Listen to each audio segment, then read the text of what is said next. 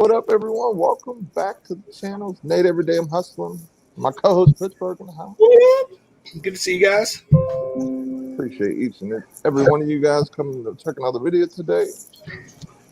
So I'm out of the slab cave. It's my birthday, guys. So we went to casino. Hopefully, win some money to reinvest back in the cards. Hopefully, if not, then I just lost the slab because I sold one today. Which one did you sell? Sold that Brandon Ingram 9.5 Mosaic. Nice. Bought it for I think it was like $52 or something like that. Yeah. And I got 220 plus shipping. I think it was 225. So Nice. I 4x my money real quick. So I'm pretty happy with that. Yeah, I don't blame you. I'm trying to do things a little differently than I would normally do. Where I hold a little longer. So Yeah. I'm gonna try. What I'm trying to do is possibly move some of my nines, sell them at the right time, and turn those into some tens here and there. So this way, like I feel like I'm able to make moves quicker when necessary on certain players, certain cards, or trends like we've seen with LeBron and like MJ's cards and stuff like that. So if there's something like that where I see a lot of movement, then I can cash out probably a lot quicker and get it sold quicker because tens are a lot more popular in demand than, of course, nines. So definitely kind of something I'm trying to reel in, or maybe go for some higher cards. Like definitely want to try and get a Kobe rookie tops paper at least. Yeah. His cards have been going crazy lately, him and LeBron. Yeah. So it's been insane. Yeah, I'm actually trying to do the same thing, man, where I'm trying to kind of liquidate most of my nines and start moving into tens. Just because I feel like with the nines, like nines are great to get in on something and like spread it out wide. But when you're really trying to get big chunky profits, you know what I mean? Like they're just like, for me, it feels like I'm buying a quarter of a card. right. So yeah, I fully feel you there. So like I'll probably still keep some of my nines, but for the most part, I'm trying to do the same thing, kind of move up to some bigger and better things. Actually, just sold a slab today too. I sold my Yao Ming Topps rookie card. It was an SGC 9. Nice. And that's another thing I decided to do. Like, because I have guys like that. Like I like Yao Ming just because he was like pretty awesome big man. You know what I mean? And but I don't see Yao Ming being like super valuable one day. You know what I mean? Like he'll hold some value, but I don't see him like having top dollar value. So some of those guys who don't really bring in like top dollar. You know what I mean? Those are some of the cards I've been trying to move lately as well. What up, Joseph? Good to see you, my man. What up, Paul? Gate City Picker. Betty House. Good to see you. Always awesome to see you, Betty. Joseph is not a big fan of SGC, I see. Yeah, no, he is not a fan. Appreciate you coming and saying hi, Betty. Yeah, definitely appreciate it as well. Fun fact, today is Nate's birthday, so everybody could throw up a big happy birthday to my man Nate in the chat. That'd be awesome. What up, Frank? Good to see you, my man. Got Cajun in the house. His favorite DDB fan. You know it. Dude, I got some major DDB getting ready to drop at 6:45 p.m. Eastern time, guys. So I'm gonna drop a link in the chat. Make sure you guys hit a reminder for that. We're gonna jump over there right after this live when Nate goes to all types of money. Yeah, that's the plan. Hopefully, I can add to my investments moving forward with this casino run I'm about to do. Dude, that'd be sick. Thanks, Katie. Appreciate you. They won't let me pin your comment for some reason. I guess they don't let you do it on mobile, I guess. So what all do you play when you go to the casino? I usually play most of the time when I used to come here, they give you like some free comps like on slots and stuff. So I usually play the free comps, get that, turn that into cash, and then I go to the tables and then I play the blackjack or I'll play some sort of like Texas Hold'em style type Yeah. thing. So That's still closed though, like everywhere. what's that? Like the table games, are those still closed? Like the On the, no, they're open. I just oh walked really? past a few tables, so they're open. So I that I didn't know was like that COVID was still was wreaking havoc. that was the one thing I was worried about or whatever. Yeah, definitely, dude. Yeah, I was worried that like I didn't even know if they were for sure open. I kind of figured they were since everything's starting to open up on this way. But I checked to see they were open, then I was like, I better call and see if the tables are on because that's where I usually like to sit and play. Yeah, that's what I figured. I figured you were more of like a poker guy than you were like a slot guy. Yeah, with slots you're playing against, kind of like you're playing against the house. So unless Yeah, a machine is basically, you know, invested in just like you would a card where someone dropped a whole bunch of money, lost, then it's going to be ready for that bigger payout or whatever or some wins. So yeah, for sure. What up, Craig? Good to see you, man. what up, LSP? Good to see you. Joseph wants to know if they have the bubbles there. I don't think so. I don't know. I don't Yeah, think so, Joseph. I'm not real familiar with what the bubbles are. They sound pretty cool. Yeah, it's probably a slot machine or something like that, I guess. Nice. So what are some what's up, Sleepless Hustler? What up, Mac Man? Look at all that money he got there. My man, Mac, Stacks. man, bringing all that money in the chat. You know Spread that around, man. Bringing you that birthday luck, Nate. You know Stacks of cash. Yeah, Paul. It's Nate's birthday today, so he was let out of the cave. Yep. Let me out one day a year. Other than to go see Mr. Burns. That's the only time other than I get to go out. Yeah, I'm at the casino, so we're gonna go hit the tables here after the show. Oh yeah, yeah. I bet there is probably Joseph. He's talking about like the plastic dividers, like in between players. I don't know, to be honest. I don't think I've seen anything like that. I know that like the dealers they have like the face shields, Yeah. things like that going on, but I don't think Well, there was like any the dividers in. slot machines have like little things set up between people, like the little like plexiglass. They do, yeah. No, I don't think so. I didn't see anything like that. Babe, did you see any of the plexiglass or anything like set up for table games or the? I don't think I've seen anything like that. I could be wrong. Nice. So what are some things that you're starting to get into now that like with the cards and stuff like that, like some different players or something maybe you picked up lately that maybe looking towards that maybe you didn't in the past. You mean like as far as like a change of strategy, or just some players that I've been like getting higher and higher on lately? The second one, the player that you're higher and higher on. I mean, honestly, like Jalen Brown is like one of the guys who like I am super super high on right now, and like a lot of that like goes back to like last year in the bubble. We were like, oh, I'm telling you, this guy's like just as good as Tatum, if not better. I'm like, no, you're crazy. There's no way. Like his value is going to even get anywhere near Tatum, and he's like there. You know what I mean? Right. Like he's like gone through the roof this season. So like, and he plays such a clutch game. MacMan sent you a super chat. It said, broke ground on garage concrete getting laid. Well, sorry that. Wait, is that? Oh, I guess that's a good thing. You're laying down your concrete. That's what's up. Thanks, Mac, man. Appreciate you, man. Oh, man. I can't highlight it. It didn't show up on StreamYard on mobile, so I couldn't see it, but there it goes. Thanks, Mac, man. Appreciate you, man.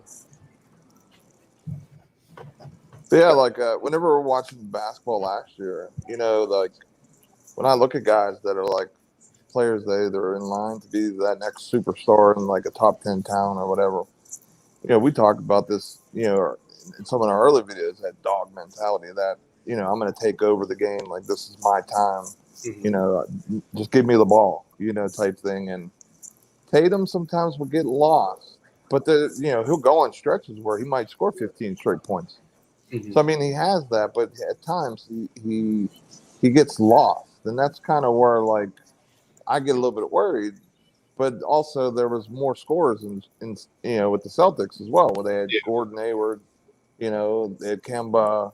Basically their big was the only person that really didn't demand the ball, other than what they had. So now that they're down to basically Kimba, Jalen, and Jason, for the most part, I think possibly both those guys are just going to be like 1 and 2, for sure, easily, but more even stat wise, like with scoring and everything.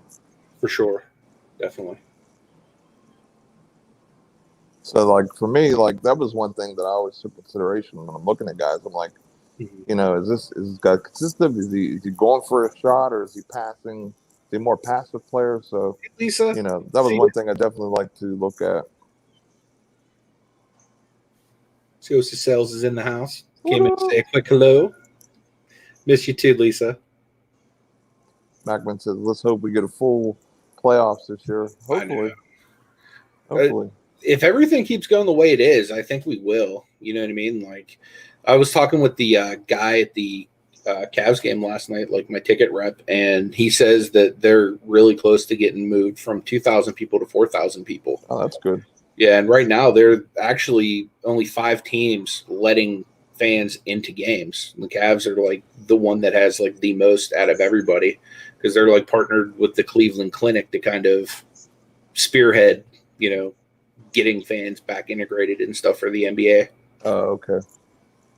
Yeah, I mean, as these teams and stuff go along, like every game that passes, they're missing out on so much revenue and stuff, and it's going to hurt them, which in turn is going to hurt the league because the salary cap's not going to expand, which is going to hurt the players' money. Yep. So it's just going to eventually just keep hurting the overall progress of the league for the most part as it grows and everything. But the one thing about the NBA, there's so much young talent and so many great players that one good year and they should get a lot of that back or whatever, be back where they are. But yeah, man, like so many good players right now, especially that 1920 draft class was Zion, man. Not too many guys in that class that you go honestly say I don't know about. You know what I mean? Like unless they're not getting any run at all right now, they're basically the only people that you could say that are on the fence on some guys. Yeah, that class is nasty, dude. Even the 18-19 class is pretty gross. Yeah. A lot of the talent. I mean, that's good for the league. It's good for us as collectors because there's multiple players you can go after. Every box we open, there's good cards. You know what I mean? So every time you're opening this product and maybe you're buying it on eBay or maybe you're lucky and find it at retail, you should be able to pull some of these rookie cards that, one card pays for the pack, the rest is gravy or the rest you can use for the PC and everything like that. So, it just makes it so awesome to rip these cards and all the different, different variations and everything else. Joseph said the football is slowly letting fans in. I think might be getting a little too soon, but by March it'll be close to half capacity. Nice. MacMan sent you a super sticker of DDB. Thanks, MacMan. Man. Appreciate you. Good old DDB.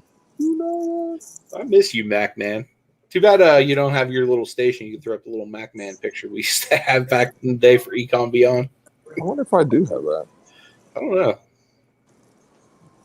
know. I have to go through this again next time I go mobile because it's totally different compared to what I'm used to. It sucks mobile. I mean, it's okay, but if like that's what you have to do, but right, like when you're used to having like the computer setups that we have, you know what I mean, where it's like we're at like a station. Yeah, it's just like so lackluster going mobile. Definitely. So what do you think about some of these different trends going on, like with the MJs, the Kobe's, the LeBron rookies going crazy? As an investor, like, are you getting nervous that people are going more towards that versus the newer stuff, or it's just kind of a little bit of a change up? Like, what do you think? I think it's smart. You know what I mean? And honestly, I think YouTube might have something to do with it because I think that when somebody real influential, like say Gary V or, like any of like the big creators that we watch, drop like a new strategy and you're like, wow, that makes a heck of a lot of sense. You know what I mean? Because, 20 years from now, Michael Jordan cards, LeBron cards, Kobe cards, they're guaranteed to still be in demand and high. Whereas, God forbid something would happen to Zion or Ja or Luca or any of these guys that, a lot of people were dropping thousands of dollars to get like different parallels of them or, autos or whatever, even like national treasures type stuff. Mhm. Whereas if you were to take that same money and put that into like one of the GOATs, like, of course, you're not going to see the same gigantic jump in the price like you will some of these younger guys going later into their career. But by the same point, you're not going to see a huge loss either. So, like, it's one of the safest ways to invest your money right now is, anything, Jordan, Kobe, or LeBron, because those guys are basically untouchable as far as card value, in my opinion. Definitely. I mean, now they're so far out of the stratosphere. Like, you could buy a house with the money that some of these Yeah. cards are being sold for. Yeah. One thing that always kind of was weird to me was the vintage was so undervalued for the most part, but I thought that was more or less because they're not playing, out of sight, out of mind type thing. Even though they might have been, like for example, myself, I was around for MJ and LeBron and a lot of the '80s greats, because I was born '85 baby. Like some of these guys are not getting the amount of love, and then all of a sudden they just took off. So I think moving forward, the good caliber guys, and because their population is so low, that's why these cards are going to keep going up and up and up. Like I know Socrates said it. Like the MJ card, it could possibly be the first $1 million, like basketball card. No, I don't know about first. Actually, yeah, I don't think there's been $1 million basketball card. I don't think. MacMan actually just said in the chat, God forbid Jordan would die or something like that would happen. His cards would go over $1 million. Yeah. I mean, we saw like what happened with like Kobe, when he, his untimely death, and Right. how his market kind of went. And, I think they're the safest bets you can bet on as far as basketball goes is basically those three guys. Joseph said people realize the silver prism might be overrated, and the big investors realize the stars carry the market base, like banks and Google carry the stock market. Definitely. Yep. I mean, like the silver prism is always going to be, especially for the new guys, it's always going to be that card that you want, and that card, no matter the players, basically their skill set or experience or what they've done so far, that card is going to be worth at least a few $100 if it's a PSA 10 and they're actually getting play. And then once they start becoming a role player or maybe in the sixth man off the bench and then they become starters, that's when you see these cards hit the 1,000+ mark as a PSA 10 and even more.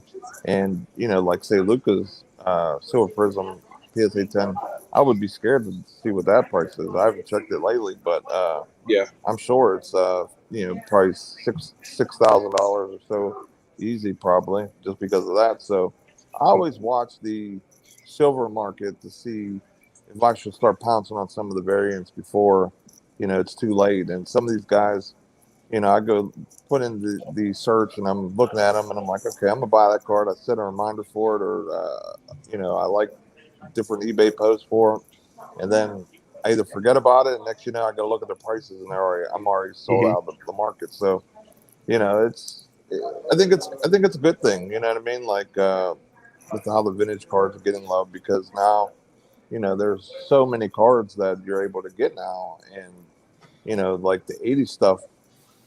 Well, the right where the Jordan rookie is gone super popular. Now that set's going to be, the different players from that set, like uh, Magic Johnson, Larry Bird, those type of guys. You can grade those cards from that same year, and because that set's becoming iconic, it's getting the love that it should deserve for sure. Yeah.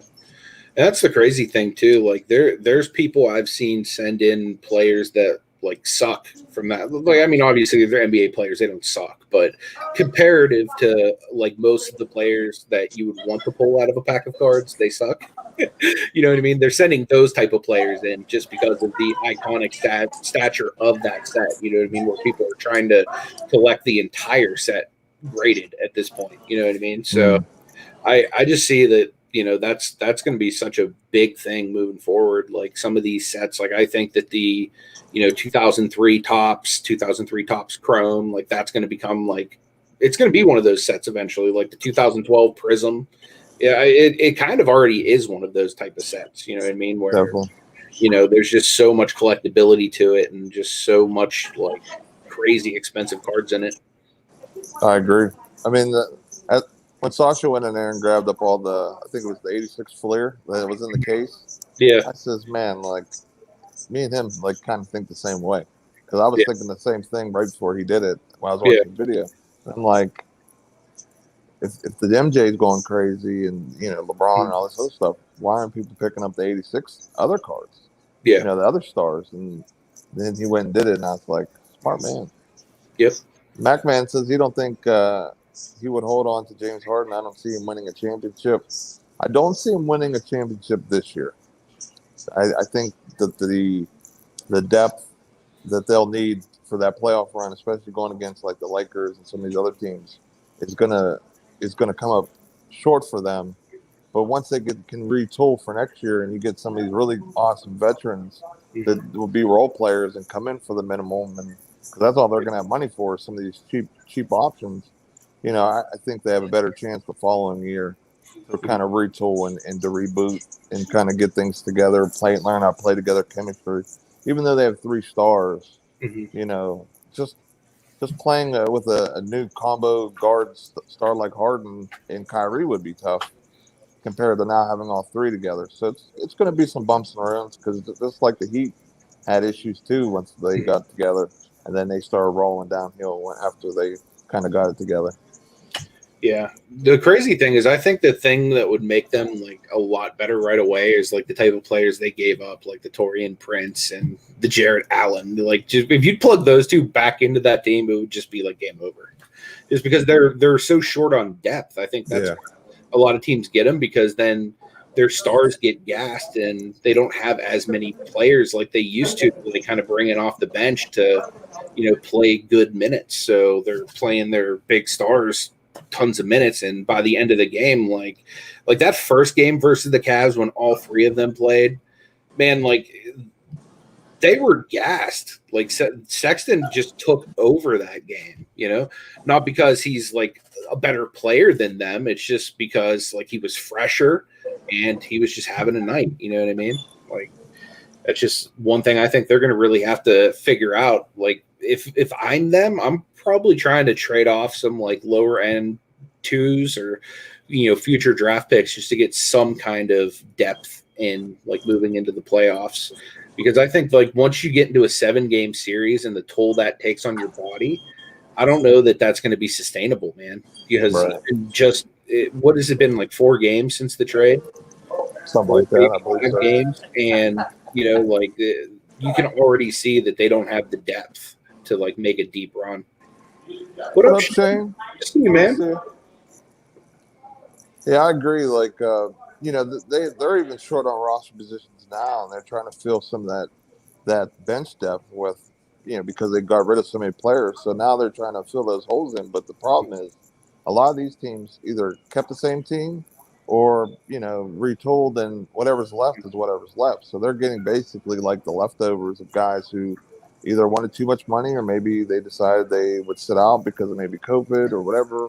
And now they're trying to figure out, who to add to their roster, especially defensive wise, because I think that's, a lot of what you've seen, the Cavs, like Sexton he was shooting, I don't know if he has his eyes open or what, but he shot, he made it, which is awesome because I know you're such a big fan of the Cavs and especially that shot over Durant. I watched the replay because I was in my car.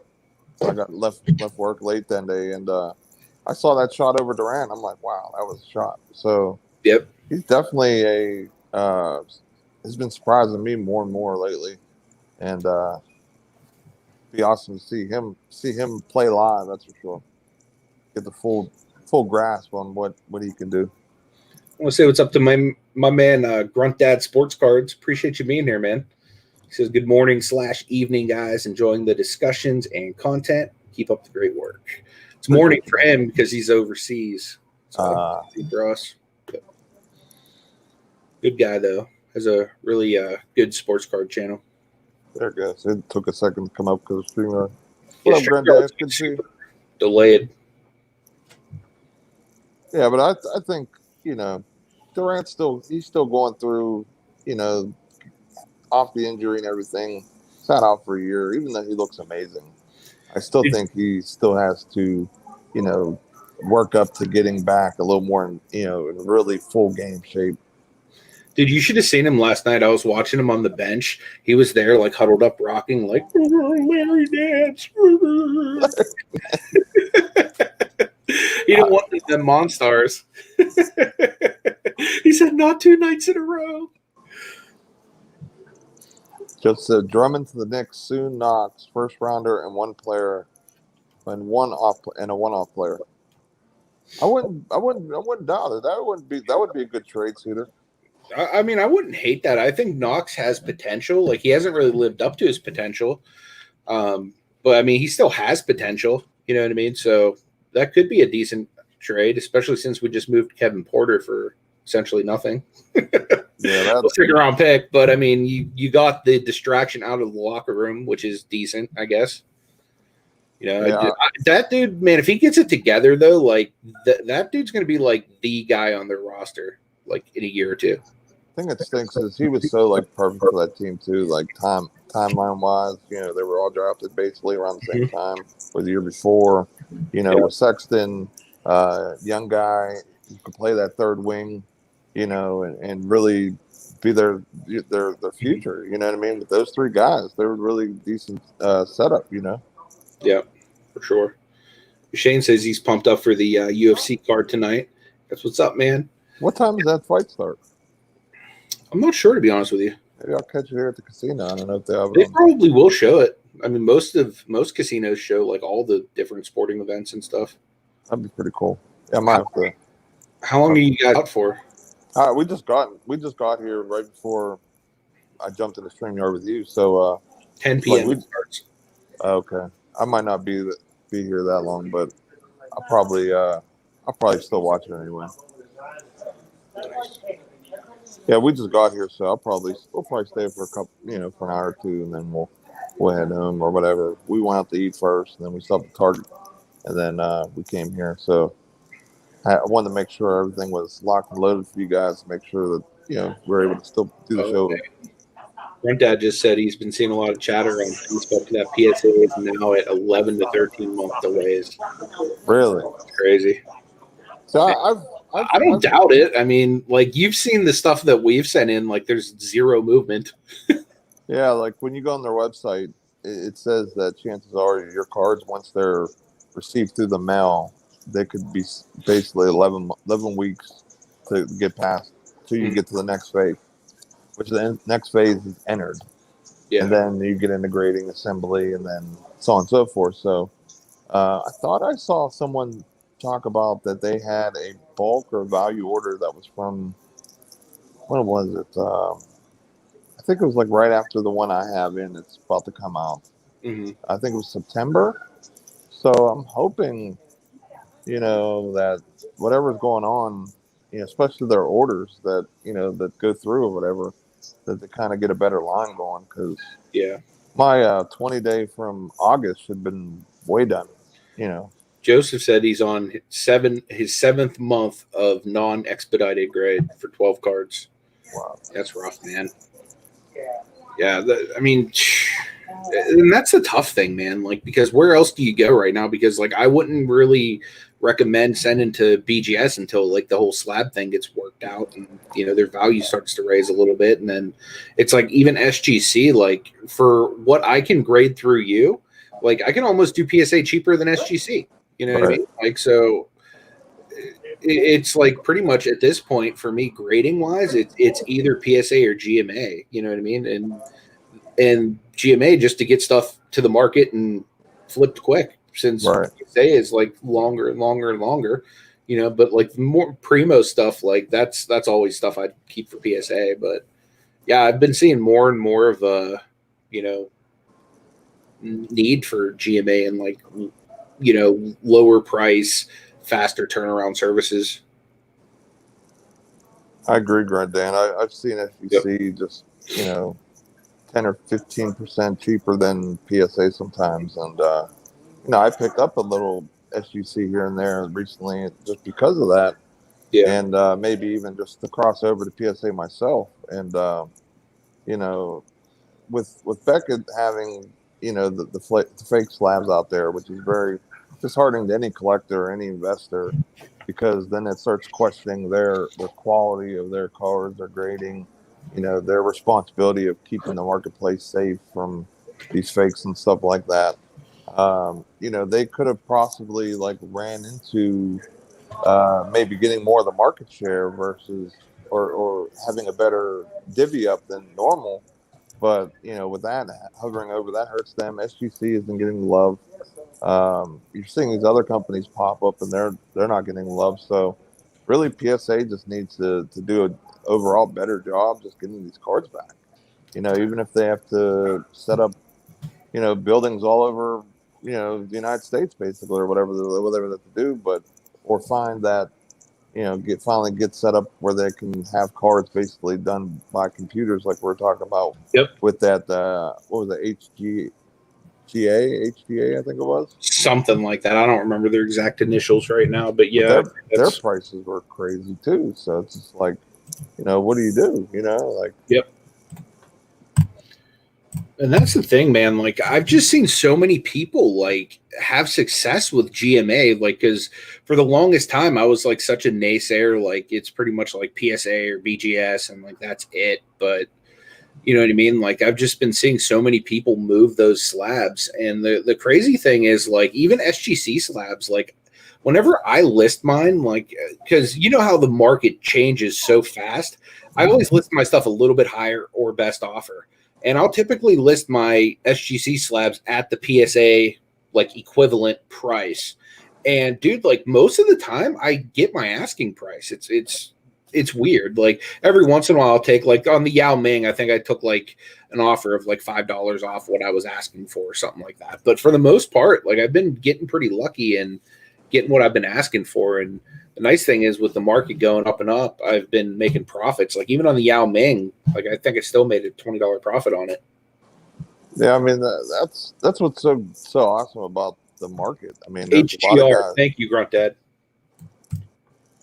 There's so many different guys you can pick up, and then their cards are going up based on their daily performances. So one day maybe a card's $150, and then he has a breakout game, has 50 points or something like that. Mm-hmm. Now that people are grabbing everything that's left, and maybe you're the cheapest card left, so people are like, they don't maybe know better or know the market as well, and just see the card up, and they're like, I'll buy for that because I gotta have this player right now because he's Yeah. playing awesome or whatever. So in a way, like with how grading has been slowed down and everything like that, I've been going after some of the vets, the vintage stuff, different inserts, and sit them in the grade because, if it takes a year, it stinks, and I'm totally upset about it. But at least on those guys, like the prices should be going up as it's at PSA. So when I get it back, I'm already up, 6 to 8, X or whatever the case is. But even with younger players, with some of the young guys that you buy, it's risky sometimes, and you just have to know when to pull the trigger on those express or super expresses and different things like that to get your stuff back because you don't want to miss or hold the bag when you have an opportunity to really make some money. Like that Michael Porter Jr. that I got in. If it was had a chance for Gem and 10, I would have sent it into PSA Express just to get it back a lot faster. So when playoff time comes, I already have it in my possession. It should be a 10. Now it's a $500, $600, $700 card by the time playoffs roll around, or even more. And I'm able to really make bank. Versus if it takes a year, then I'm getting it probably after the playoffs, and then I'm totally missing out on that sweet spot of the hype and everything. So Yep. you basically have to pick your poison for the most part and figure out how you want to do it and if it's worth it and you really believe in that player. Because if not, then you're paying $50 for a guy, and the next you get it back, and maybe it's a Kevin Porter Jr. or something where he had some I'm so glad I didn't send his off the stuff court. yet. That's Bad why. enough I bought a lot graded already. Yeah, I mean, that stings. I definitely I haven't bought a lot of stuff where I'm like, where that happened, but there's a couple Mm, cards that I have a little buyer's remorse for, I would say. But for the most part, everything that, I've been picking up and buying for the most part has been doing really well. And, mhm. sometimes I even tell, everyone out there what I'm buying before I even buy. So I don't know Yeah, if I'm actually hurting myself in a way because Joel Embiid's cards have been going crazy too. So I've been looking at his raw cards and looking at different variations, and you could pick up some of this stuff in the low under 100 or a little over $100, and if it comes yep, back at 10, now you're at $500-600 or even more if it's a silver. So yep. And dude, that's the way to go, man. Like more and more, like the way I think about this, rather than putting the money out and just buying a nine, it's so much smarter just to go like raw and having that potential to get the 10. You know what I mean? Because even if it comes back at nine, you're still basically less than what you were paying in. You know? definitely, that's when you look at these cards, these guys, like if I'm looking at the market, I'm like, wow, Michael Porter Jr. is just really undervalued or whatever, and I find his raw card $50. Mhm. And if it really has a chance for that 10, I'll spend the 50, and now I have that card back, for $100 all in, versus, you know, say I bought it right now for 300. I think that's what his Green Prism was going for, PSA 10. So, you're able to save some money, and then you're able to use that towards more grading, or, Mhm. so that's kind of how I'm gonna try and do it. I'm trying to sprinkle in some expresses here and there just to kind of be able to, uh, hopefully forex more of my money more often than not. Yeah, I don't blame you there, dude. Grunt Dad was asking what's the latest on KPJ. Latest was for whatever reason when they acquired Jared Allen and Torian Prince, they needed the locker that Kevin Porter was in because he wasn't a part of the team because he was suspended for drunk driving. He wrecked his car. He hit some woman in the face. Like a whole bunch of things. So he was suspended. So being that they have to social distance so many lockers, they had to move his stuff and give Torian Prince his locker. And he like flipped out because of it, like on Torian Prince, on coaches, on the GM. So they ended up trading him 2 days ago to the Rockets for a second round pick. So um, at least like he's in a position where he can get a another chance. And the Rockets, they're a team that are gonna be in like rebuild mode. So he's in a good situation. So yeah, my thing is with him, like I'm just waiting for him to come back and get like any shred of value, and then I'm gonna probably dump off some of his stuff. Honestly, like with him being in Houston, as long as he could stay on the floor and not get into any more trouble or anything like that, and just kind of keep his cool, if he can do what he has to do to keep being a professional, Mhm. that might be the best spot for him in a Yeah. way, because now you're not having to go through Garland and Sexton to get the ball, and now it's just him and Victor Oladipo and Christian Wood, who's been playing awesome.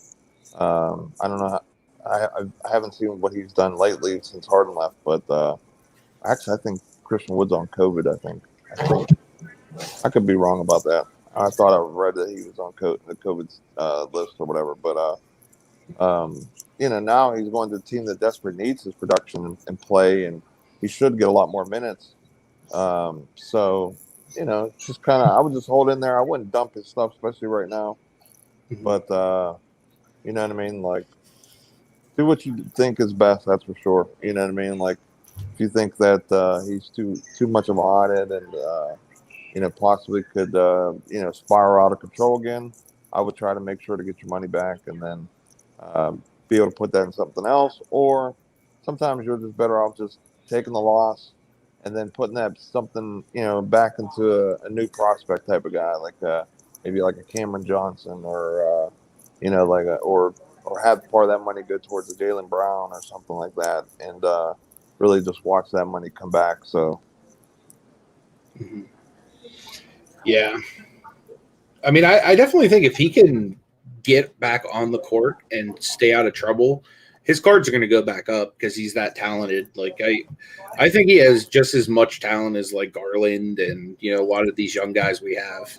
So, I mean, I still believe in him. My problem is like I fear that he might be like the basketball equivalent to Josh Gordon from the Cleveland Browns. You know what I mean? Like super talented guy, could be one of the best receivers in the NFL, but he just can't stay on the field because he's just not able to stay out of trouble. Right. So that's my fear because he had troubles in college as well. So like it's, isn't like a new thing for him. So that worries me.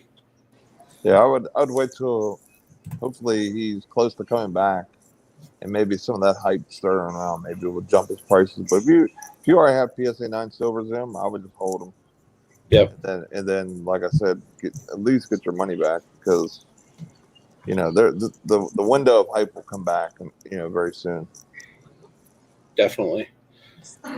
Do you have any? Hey, what's up? This the breaks. Good to see you, my man. He just posted 2 stacks of 2012 NBA Prism on Instagram. That's awesome, dude. I'll have to check that out. I love that set, man. Do you have anything special that you're going to be bringing to the auction tomorrow? We'll just have to wait and see. I honestly have to go through some stuff, but I did have a couple newer things that I found in my boxes, but so Nice. should be a pretty nice few things. I'm sure people like. Nice. Yeah, I have a lot of slabs this week, guys. So anybody is interested in graded cards, I have a lot of them coming this week. So definitely come out. It'll be on my channel tomorrow at 4 p.m. Eastern. It'll be me, Nate, and Paul, Gate City Picker. And also, guys, at 6:45 in 3 minutes, I'm going to have a premiere coming on my channel as well that I would love for you guys to come over and check out. Yeah, drop the link in the chat. This way we can. Yeah, I already dropped it. Oh, there it is. Okay. Do me a favor, though, guys. If you could you leave a comment on Nate's video just telling him happy birthday? Because that, like, every comment helps YouTube push somebody out. So I just think that'd be an awesome birthday present. Leaving him a comment, wishing him good happy birthday, and smashing that thumbs up for him. I appreciate that, guys. But I think it's about that time. We got Pittsburgh's premiere in a few minutes, and I'm gonna go win some money at the table. So heck yeah. Hopefully you'll see me come back tomorrow at the auction with a bunch fistful of cash instead of just my palms all ashy and no money. Anybody you see winning money there, Nate, remind them to come to the auction tomorrow. All right, man. Well, you have a happy birthday. Thank you. I appreciate it. And we'll see you guys tomorrow on Pittsburgh's channel at 4 Eastern. And we'll see you guys later. Peace. Yep. See you guys.